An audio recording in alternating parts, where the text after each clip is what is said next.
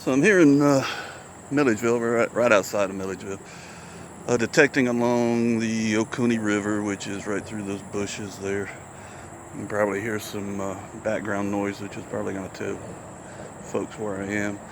But I've got permission on this private property. Of course, it borders the river, but it's so thick down there, and the ticks are so thick that I can't get there. But tomorrow, I think I'm going to put my river shoes and my bathing suit on, go on the other side of the river, and then wade across. But anyway, back in 1864, can't remember what month, when Sherman came through Milledgeville.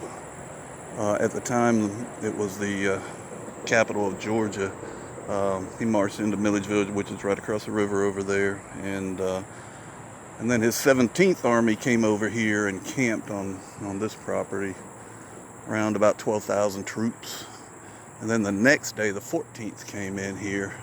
So you had the 17th and the 14th. So you had somewhere around 24,000 troops camping in here.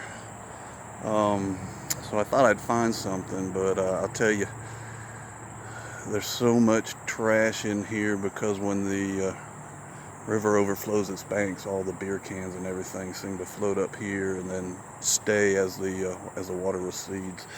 But I did find a few cool things. No bullets, no shields, no nothing. I did find this old suspender clip. The strap would have went in there, and the button through here, and then you would have obviously pulled it up, and it would have held your britches up. And it's pretty cool. It's brass. There's some writing on there. I don't think you can see it, but I'm gonna clean it up when I get back to the house and see what it says.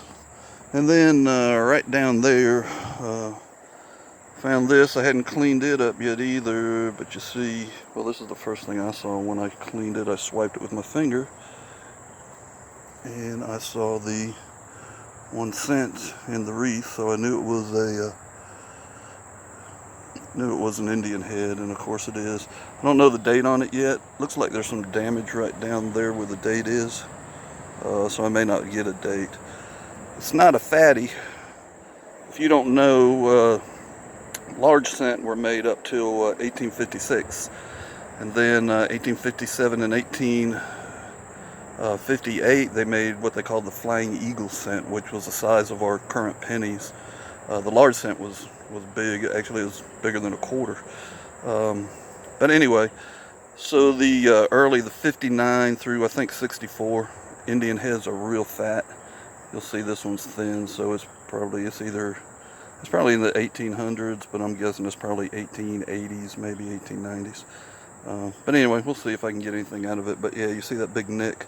That's right where the date is, so may not get nothing.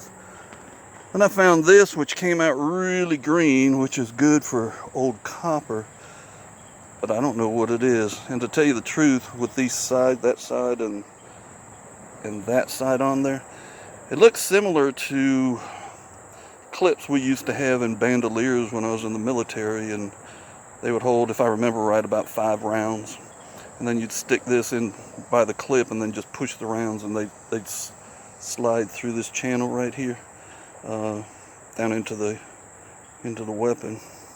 But I don't know that they had those in Civil War days, but a little bit of weight to it, and it's kind of fragile, as you can see right there.